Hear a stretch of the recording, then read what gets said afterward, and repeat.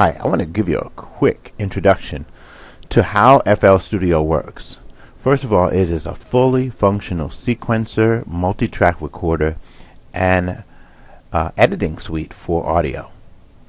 It's very straightforward and very intuitive. That means that you can get started writing a song in less than 10 minutes.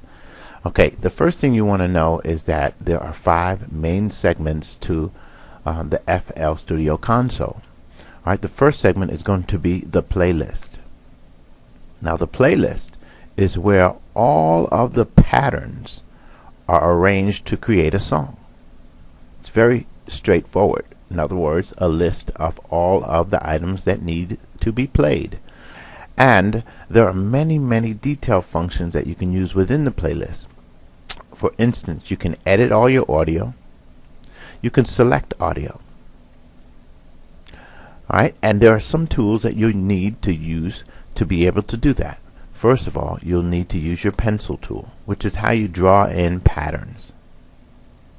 Alright, now the only difficulty with the pencil tool is that if you have repetitive patterns and you want to paint it in much more quickly, you would have to move over to the paint tool.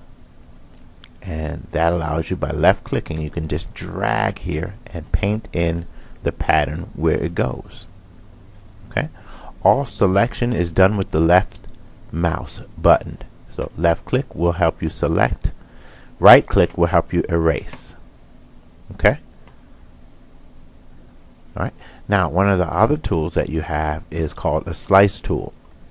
Now a slice tool allows you to chop audio in half. Any audio that you select, you can left click, hold down your mouse button till you see a blue line, and then let it go, and it will chop that audio in half.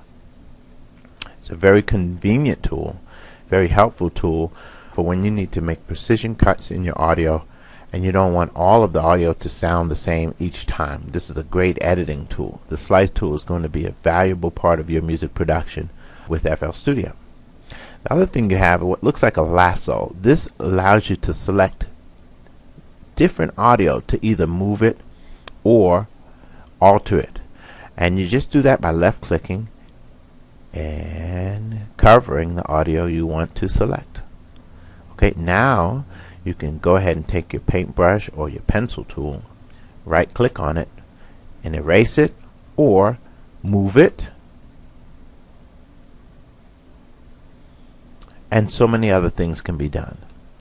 So you definitely want to get used to these tools, because this is how you will create professional music using FL Studio. Alright, there's another tool that I want you to be aware of. It's called the zoom tool. Left click on that, and then if you left click anywhere, it will zoom into that particular audio. Okay, and you do that again. Alright, with your right mouse button, it will zoom all the way out again. Alright, one more time. Left click, cover the audio you want to select, it zooms in. Right click to zoom back out. It's a very positive tool, because sometimes you need to edit things that need to be blown up or made bigger so that you can get into the fine details. That's what the zoom tool will help you do.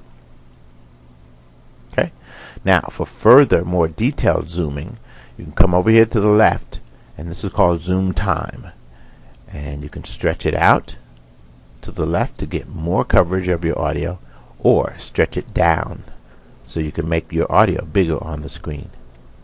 Okay, so these are some of the tools that you'll be using in order to work with your playlist.